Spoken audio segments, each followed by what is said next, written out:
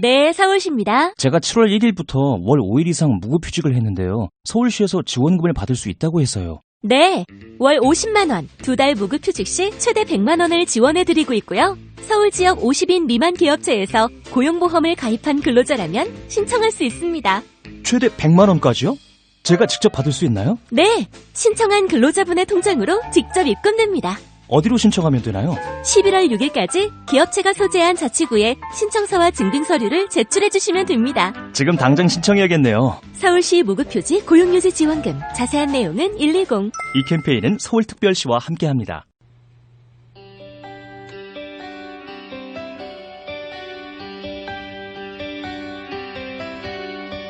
문제적 뉴스를 짚어보고 대안을 제시합니다. 새로 고침 대한민국.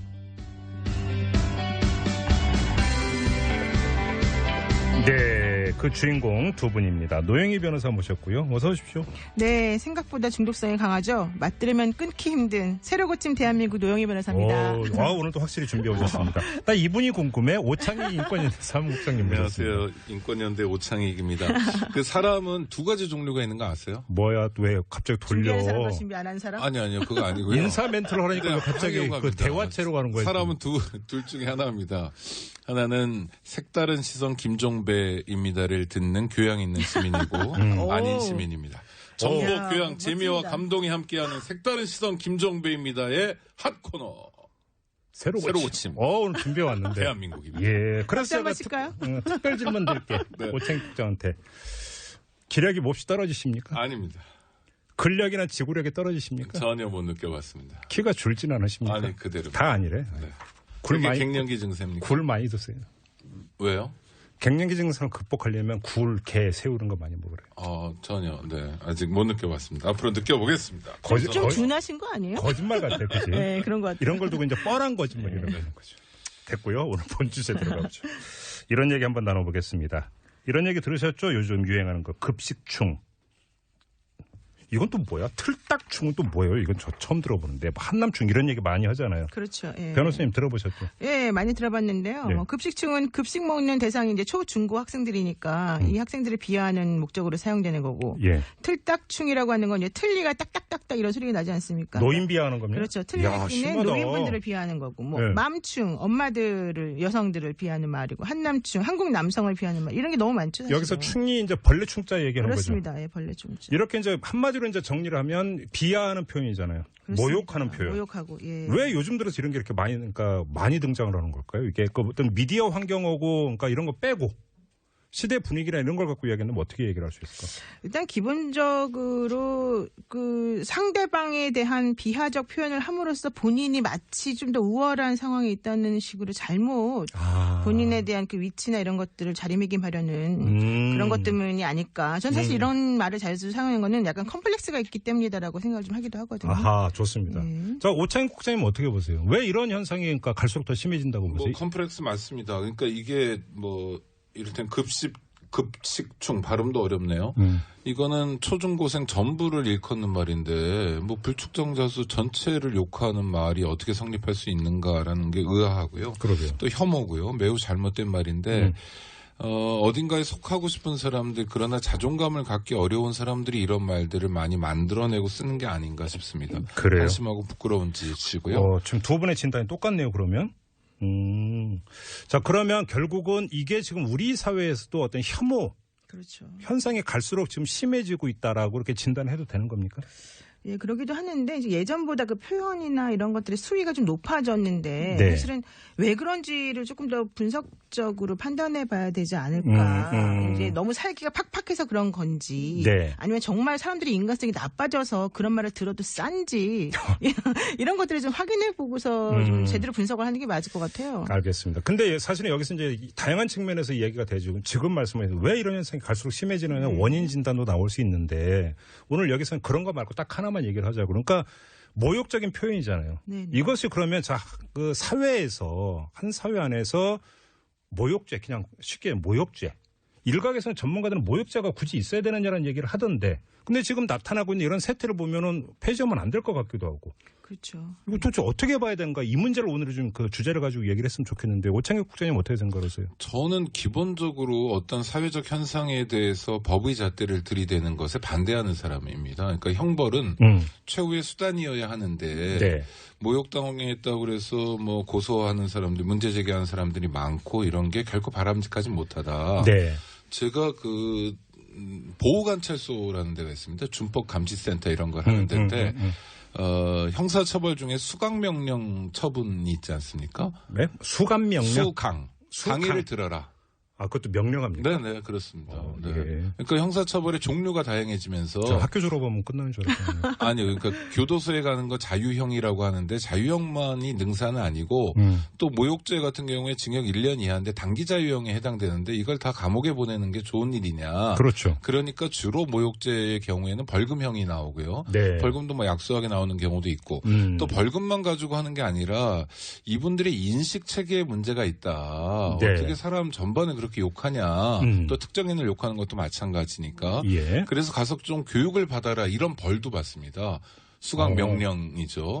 보호관찰소에서 진행하는데 제가 호기심에 몇 번 강의를 가본 적이 있어요. 그랬더니 네. 그 강사로? 네, 강사로. 예. 네. 들으러 간 건 아니고요. 네. 아니 제가 교도소도 자주 다니는데 네. 그게 다 방문입니다. 알았어. 수강은 아니고. 굳이 그렇게까지. 그래서 아니 의문을 가지실까봐. 근데 가보면 네. 정말 재밌는 게 한 클래스가 40명 정도 되는데 대체로 뭐 명예훼손 모욕 때문에 오신 분들이에요. 예. 유명인들이 많아요. 뭐 변희재 씨라든지 아니 그러니까 청취자들 중에서는 뭐 욕먹을 만한 사람이다 이렇게 생각하실 수도 있지만 진짜로, 진짜 정치인들도 많고. 강의장 직접 보셨어요, 진짜? 아니 그러니까 제가 물어보죠. 당신은 왜 왔냐? 그럼 저는 변희재한테 욕해서 왔어요. 뭐 누구한테 욕해서 왔어요. 이렇게 네. 변희재 씨가 그 자리에 앉아 계시다는 게 아니라 변희재 씨를 욕을 했다는 네네, 이유로 그렇죠. 수강 네. 명령을 받았다. 네네. 그러니까 예. 저는 수강 명령도 그 바람직하다고 생각하지 않아요. 바람직하지 않다는 건 뭐냐면 거기까지 가지 않았으면 좋겠다는 거예요. 그런데 실제로 이게 범죄를 구성함에도 불구하고 많은 분들이 특히 청소년들이나 청년들이 분별 없이 이런 욕들을 인터넷 공간에서 많이 하고 그리고 여태까지는 뭐 공인 또는 유명인이란 분들이 많이 참아왔던 분위기가 있었는데 네. 지금 뭐 수지 씨 예. 사례에서도 그렇고 연예인들도 이제 참지 않는다. 이게 왜 우리가 단지 유명하다는 이유만으로 이런 고통을 감내해야 되느냐. 예. 그래서 문제 제기를 하기 시작해서요. 네. 처벌받고 수강 명령을 받는 분들이 굉장히 많아졌어요. 오. 그래서 좋은 방법은 아니나 이렇게 지금 진행되고 있는 건 좀 명심하실 필요가 있다. 알겠습니다. 잘못 말하거나 잘못 글을 쓰면 처벌받는다. 알겠습니다. 자, 노영희 변호사님께 이 점을 여쭤봤는데 모욕적 표현에 대해서 여기서 주둔할 이유는 전혀 없잖아요. 그럼에도 불구하고 법조인들이나 법률학자들이 모욕죄라고 하는 게 꼭 있어야 되느냐라는 문제 제기를 많이 하던데 왜 그러는 거예요? 우선 그 질문에 대답하기 전에 문자 좀 보내주세요. 문자 하나도 안 와요. 여러분들 빨리 보내주세요. 오, 아니, 갑자기 지금 제 위치가 위협받고 있어요. 그러면 50원 빨리 50원의 유료 해주십시오. 문자인데요. 예. 우물정 0951, 우물정 0951로 보내주시면 됩니다. 카카오톡 얘기도 하셔야죠. 네, 카카오톡은 무료입니다. 예, 질문 대답하겠습니다. 네. 그 모욕죄나 명예훼손죄를 처벌하면 안 된다라고 얘기하시는 그 주장의 근거는 그 표현의 자유라고 하는 것이 그런 것들보다 훨씬 더 가치로운 이익이다. 예. 그래서 우리들이 보호해 주어야 되는 그런 것이다라고 생각하기 때문이거든요. 네. 근데 저는 사실은 조금 생각이 달라서 오. 모욕죄나 명예훼손죄 같은 경우 사실은 그 사회적인 기능이 분명히 있고 네. 그 하는 사람은 그냥 편하게 혹은 그냥 내 생각을 표현한 것뿐이야라고 말할 수 있겠지만 예. 당하는 사람 입장에서는 사실은 이유도 없이 영문도 없이 당하는 경우가 많기 때문에 네네. 그 부분에 대해서는 저는 좀 필요하지 않을까 생각하는 입장입니다. 자, 여기서 논점이 나왔으니까 다시 한번 고지해드리죠. 우리 애청자 여러분들은 모욕죄를 폐지해야 된다고 생각을 하십니까? 아니면 계속 유지를 해야 된다고 생각을 하십니까? 문자 참여창 열어놓겠습니다. 50원의 유료 문자인데요. 우물정 0951, 우물정 0951로 보내주시면 됩니다. 안녕하세요. 오창익입니다. 인권연대는 정부나 기업의 지원을 사양하고 오로지 시민의 참여로만 운영하는 100% 순도의 민간 인권단체입니다. 1999년 창립 이래 한눈 팔지 않고 오로지 인권운동에만 매진해왔습니다. 인권연대 회원으로 참여해주세요. 인권연대 회원이 늘어나면 그만큼 인권연대의 활동도 풍부해지고 활발해집니다. 인권연대 회원 가입은 인권연대 홈페이지를 참고해주세요. 감사합니다. 그러니까 보호를 위해서는 모욕죄가 존속되는 게 낫다. 그렇죠. 그다음에 모욕적인 표현까지 표현의 자유로서 보장돼야 되는 것이냐. 지금 이런 문제 제기시네요. 그렇습니다. 예. 오창익 국장님 어떤 의견이십니까? 저는 이제 당연히 어떤 자유도 그 한계가 있다고 생각해요. 네. 그렇지 않습니까? 표현의 자유도 제한이 필요하다. 뭐 제한이 필요한 경우는 헌법에서 말하는 것처럼 뭐 꼭 필요한 경우 최소한의 범위일 것, 뭐 법률이 있을 것 이런 요건들을 충족해야 되는 거고요. 예. 그래서 청취자분들 중에는 그런 분들이 안 계시겠지만 혹시 주변에 그런 사람들이 있으면 그게 자유라는 게 마음껏 아무렇게나 하는 건 아니다라는 거죠. 네. 다시 말씀드리면 다른 사람을 해칠 자유 없고요. 네. 누구나 자기 말과 글에는 책임져야 됩니다. 다만 형사처벌을 하는 것에 대해서는 우리 사회가 좀 심사숙고할 필요가 있는데 네. 왜냐하면 예. 모욕의 경우에도 형사벌을 주는 방법도 있지만 그 사람에게 손해를 물리게 하는 자기가 네. 입은 손해를 금전적으로 보상하게 하는 방법도 있잖아요. 민사의 방법도 있고. 예. 그래서 그러니까 형사처벌이 너무 전면화되는 거는 저는 좀 숙고할 필요가 있는데 왜 그러냐면 이게 그 악용되는 사례도 있습니다. 이를테면 모욕죄로 처벌받는 사람들 중에 그 모욕죄의 피해자가 있잖아요. 네. 그러니까 선의의 시민들 뭐 우리가 기억할 만한 정말 고향이 뭐 전라도 또는 경상도란 이유만으로 욕먹는 사람들도 있지만 모욕죄로 처벌받게 하는 모욕죄 피해자 중에 가장 많은 사람이 누구냐면 경찰관들이에요. 아, 그래요? 네, 경찰관들이 아주 적극적으로 모욕죄로 문제 제기를 합니다. 네. 그러니까 뭐 술 취한 사람이든 어떤 사람이든 경찰관을 모욕했다. 모욕이라는 건 주관적 감정이기 때문에 자기가 문제 제기해야만 건이 되거든요. 소위 친고죄죠. 그렇죠. 그럼 증인들이 있어요. 경찰관 동료 1, 동료 2가 이제 증언을 해줍니다. 그래서 경찰관을 피해자로 하는 모욕죄가 굉장히 많이 늘었고 특히 이명박 박근혜 정권 때 급증합니다. 이런 부분에 대해서는 저희가 좀 경계할 필요도 있다. 네.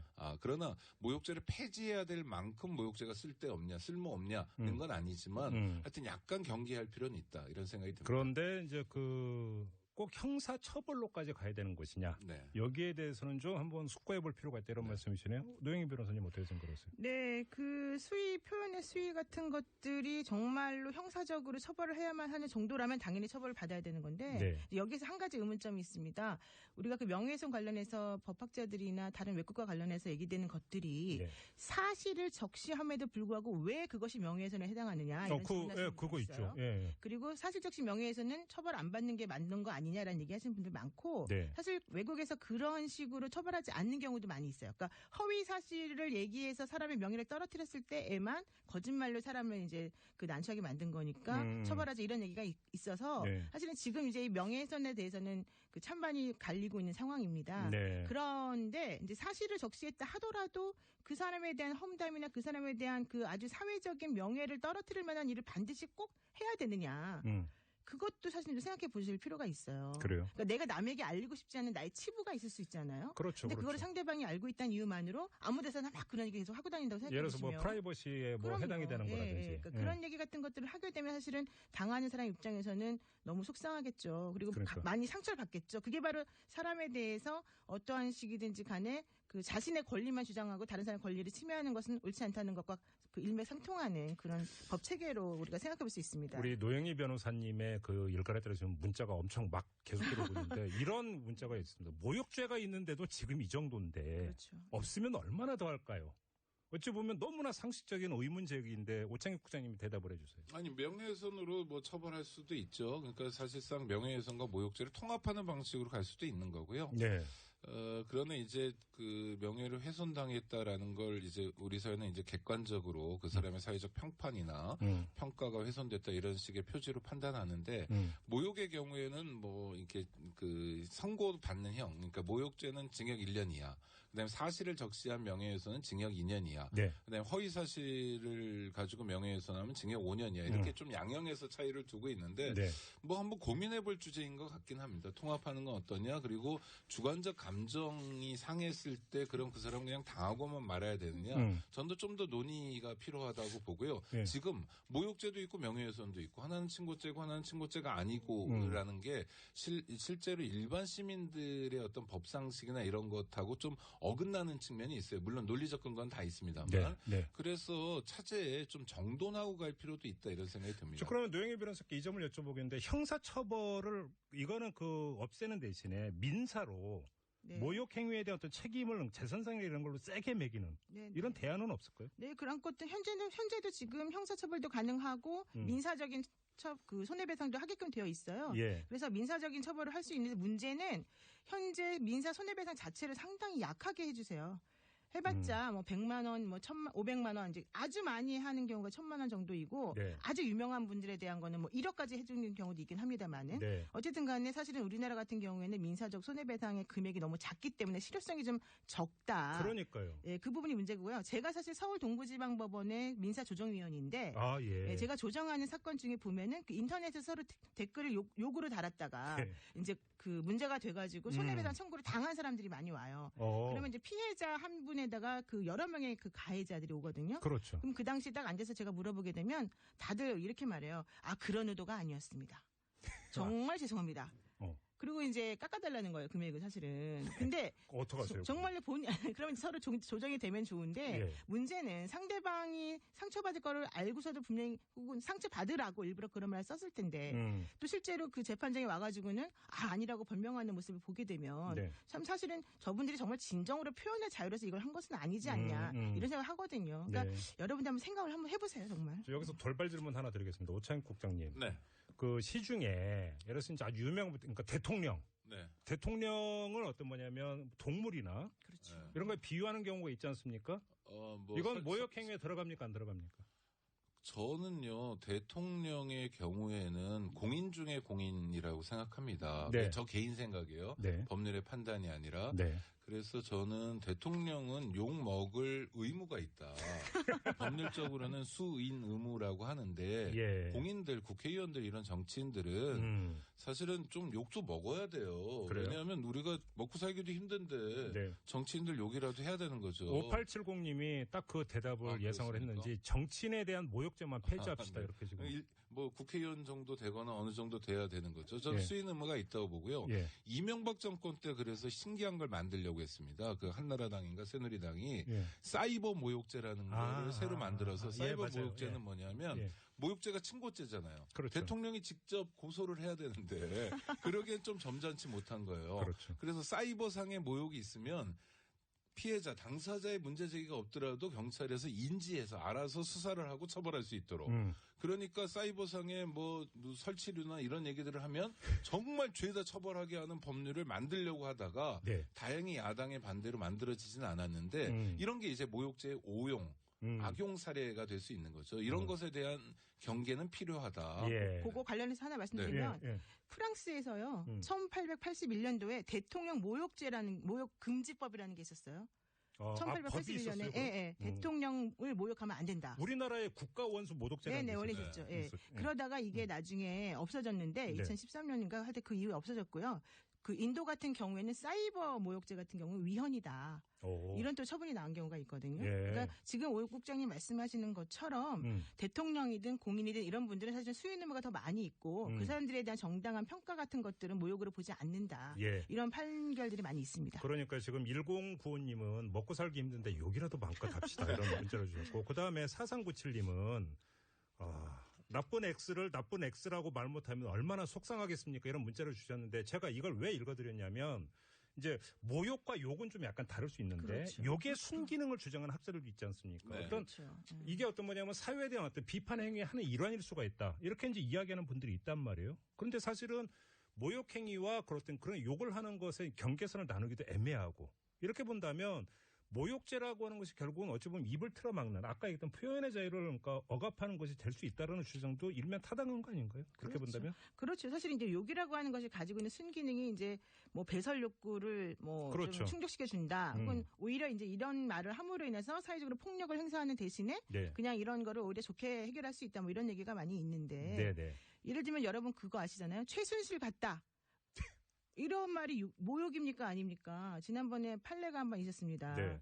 누구누구는 최순실 같다라고 하는 판례 것을 있었어요? 예, 그거를 이제 법원에서 어떻게 나왔어요? 유죄로 나왔죠. 이거는 모욕이다. 유죄로? 예, 최순실 같다라고 하는 표현은 우리나라에서 가진 의미가 상당히 구체적이고 오. 그것이 그 안 좋은 의미로 쓰여지기 때문에 당연히 이것은 모욕에 해당한다. 이제 이런 얘기가 있었거든요. 그러니까 제가 이제 오창익 국장님 보고 최순실 같다고 오창익 국장님의 뭐 저는 같지 않으니까 엄청나게 뭐 지금 모욕을 한 거다. 아니, 모욕감을 이렇게 느끼지 않습니다. 그러니까 저분을 모욕 그런 식으로 하지 말고 예를 들면 노영희 변호사는 최순실 같다. 이렇게 말하면 완전히 와닿지 않습니까? 사실 이걸 왜 이렇게 되면 이렇게 자기를 그러니까 받아들여요? 이거 셀프 디스냐 잘못했네. 네, 네. 근데 어쨌든 중요한 거는 네. 그런 식의 그 모욕이라고 하는 것하고 욕이라고 하는 것의 경계를 그러니까. 사실은 찾아내거나 기준을 찾아내는 게 어렵기 때문에 예. 이제 스스로가 좀 판단 기준을 세워서 노력을 해야 되긴 해요. 사실. 그러니까 사회적인 어떤 그러니까 사회적으로 비판을 하거나 배설하는 데서 풍자라든지 그렇죠. 해악이라든지 이런 게 하나의 행위 양식이고 거기에는 어떤 비유적 표현이 당연히 따라붙게 돼 있고 그렇습니다. 그러다 보면 사실은 그게 경계선이 애매한 부분이 있잖아요.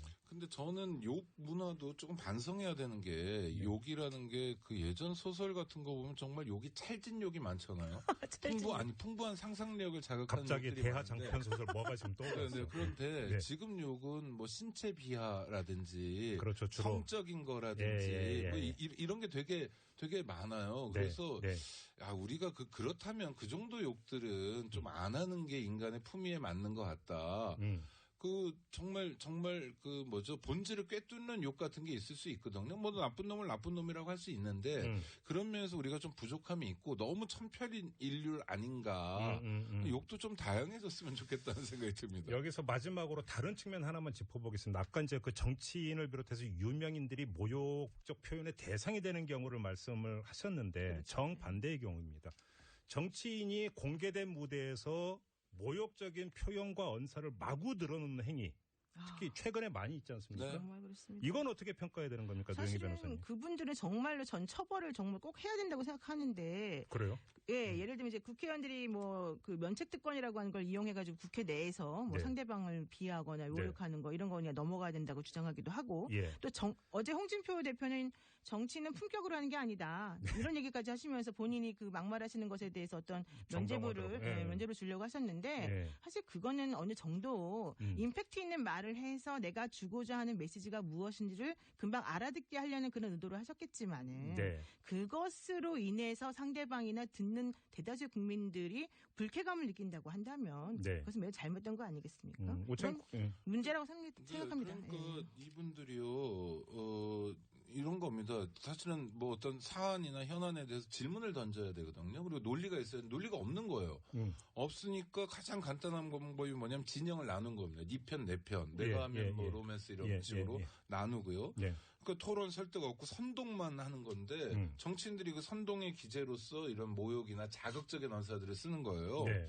그러니까 뭐 그런 걸 또 전해주는 언론도 뭐 전 좀 책임이 있다고 하는데 왜냐고 묻지 않는 사회 전반의 문제가 있지만 특별히 공인들이 그런 일을 할 때는 저는 분명하게 심판해야 된다고 생각합니다. 네. 이를테면 지방선거가 멀지 않았다. 네. 뭐 총선은 아직 좀 남았지만 예. 그래서 시민들이 기억했다가 막말하는 정치인들은 반드시 심판해서 그러면 막말하게 되면 다음에 낙선한다는 교훈만 생길 수 있다면 막말은 금세 사라질 수 있죠. 단박에. 그러니까 간단하게 당신들은 기생충이다. 아이고. 암덩어리다. 그렇죠. 이건 모욕적 표현은 맞는 거죠. 모욕이죠. 예, 근데 100% 모욕. 안 되는 근데 말이에요. 중요한 건 네. 특정을 해야 돼요. 대상을. 그러니까 예를 들면 당신 들이대면 예, 안 됩니까? 그냥 그러면? 우리나라 사람들은 뭐 암덩어리다 이렇게 말하는 건 모욕죄가 안 돼요. 왜냐하면 그 암덩어리라고 하는 나쁜 말을 누구에게 해서 그 사람이 특정이 됐냐 안 됐냐 이거를 확인해야 되는 거거든요. 그게 이제 그 발언 자체가 예. 사회적 평판을 낮춰야 되니까 구체적인 그 누군가에 대해 구체적인 대상이 있어야 된다는 거죠. 그러나 그렇게 말하는 사람들이 다음 선거에 낙선 대상인 건 바뀌지 않는 사실. 근데 제가 유심히 관찰해 본 결과 하나가 더 얘기가 돼야 되는데 예를 들어서 이제 유명한 건데 연예인들이 그게 의도적이었던 뭐였든지 간에 실수, 그러니까 잠깐 나온 거지만 예를 들어서 부적절한 표현을 썼다가 문매를 맞는 경우는 많이 봤어요. 그렇죠. 근데 정치인들은 그거보다 더 센 표현을 하는데도 넘어가요. 그러니까. 어찌 보면 오히려 지지자들은 속 시원하게 얘기를 했다고 그러니까 박수를 치는 일까지 있어요. 이건 뭔가 좀 문제가 있는 거 아닙니까? 그러니까 우리도 약간 이중잣대를 가지고서 판단하는 게 아니냐 예. 그런 생각을 좀 해볼 수가 있는 건데요. 예. 이제 오히려 그거를 듣는 사람 입장에서 생각해 본다면 이중잣대가 생기지 않을 수가 있습니다. 그러니까 누구라도 네. 하는 사람 입장보다 듣는 사람 입장에서 어떻게 받아들일 수 있을 것인가. 네. 그거를 조금 더 생각을 하시는 게 맞을 것 같아요. 그러게요. 택시기사이신 위원봉님이 문자 주셨는데 택시기사들에게 마음대로 욕하는 것은 모욕죄 아닌가요?라고 정말 진짜 마음의 상처를 많이 받으신 것 같아요. 기사님들한테 그러지 마십시오. 예. 그러니까요. 예? 특히나 우리 이웃에게는 정말 그러지 맙시다.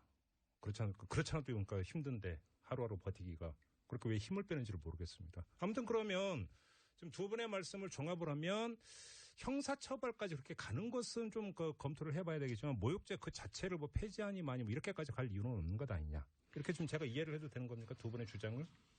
네, 근데 정돈할 필요는 있다. 네. 어떻게 정도는? 아니, 그러니까 명예훼손도 있고 그러니까 가뜩이나 색깔리고 그러니까 조금 한번 이렇게 다듬을 필요가 있겠다 이런 생각은 듭니다. 그러니까 저는 이제 허위사실하고 사실을 구분해서 좀 해야 될 것 같고 네. 또 모욕죄라고 하는 것에 대해서도 일률적으로 무조건적으로 뭐 된다 안 된다 이렇게 말하지 말고 아까 말씀하신 것처럼 기준을 좀 정하는 게 맞고요. 네. 특히 우리나라 같은 게 민사상 손해배상을 청구할 때 위자료가 너무 작아서 지금 문제인데 그렇죠. 저는 이 위자료 금액을 아예 많이 올려서 예. 그런 행위를 한번 하면 패가망신한다 이런 생각을 하실 수 있도록 하는 게 맞을 것 같아요. 미국 이런 데 보니까 뭐 명예훼손 네, 한번 엄청 걸리면 세요. 뭐 집을 다 날리고 뭐 이래야 되는데. 그야말로 징벌적이죠. 그러니까요. 네. 그 차명진 그 전 그 국회의원들 같은 경우에요. 이거 맨날 나온 얘기니까 제가 일부러 말씀드리는데 네. 그 방송에 나와서 어떤 그 대상에 대해서 명예훼손적 발언을 했다는 이유로 집까지 파셨습니다. 그 손해배상 해주시느라고. 아, 그렇군요. 이 결론을 이렇게 내리면 되겠습니다. 카톡으로 안혁원 님이 멋있는 말을 보내주셨는데, 볼테르가 말하기를 사람들이 할 말이 없으면 욕을 한다. 볼테르가 이렇게 이야기해요. 논리가 없으면 욕을 하는 겁니다. 할 말이 없으면. 바로 그거예요. 내용이 없으면. 그렇죠. 할 얘기가 없으니까 욕하는 것 아니겠습니까? 네. 저는 바보예요. 이런 얘기하고 연결이 돼요. 네. 할 거면 확실하게 논리를 갖춰서 그렇죠. 정확히 할 필요가 있다는 겁니다. 이렇게 정리를 하고 오늘 새로 고침 마무리하겠습니다. 오창익 오늘은 멋있었어요. 네, 소개 멘트가 오창익 국장, 노영희 변호사 두 분과 함께했습니다. 고맙습니다. 네, 고맙습니다. 안녕하세요. 장발장은행의 대표를 맡고 있는 홍세화입니다. 200만 원, 300만 원 벌금을 내지 못해 감옥에 갇히는 분이 매년 4만 명이 넘습니다. 장발장은행은 이분들에게 무이자 무담보로 대출을 해주고 있습니다. 장발장은행을 후원해 주시기 바랍니다. 실로 모든 게 엉망으로 치닫는 듯한 세상입니다마는 스스로 아름다워지는 데에 경연쩍어 하지 않기를 바랍니다. 고맙습니다.